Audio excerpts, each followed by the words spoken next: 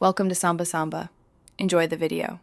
You start by finding where Windows stores Spotlight files. Open File Explorer, turn on Hidden Items and File Name extensions, then go to the Content Delivery Manager Assets folder in your user app data. Once there, select and copy all files into a separate working folder so you don't alter the original cache. You do this because Spotlight delivers images as extensionless files. Copying them keeps the live system safe and gives you files to convert to standard image formats for further steps. Next, convert those extensionless files into usable images.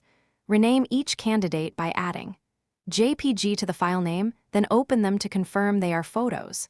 Make sure to filter out icons, small assets, or duplicates. Keep only full-resolution landscapes that fit your screen. If an image doesn't match your display, quickly crop or resize it to your desktop resolution to avoid stretching.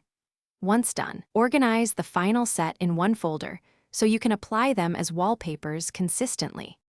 Finally, apply the images as your desktop background.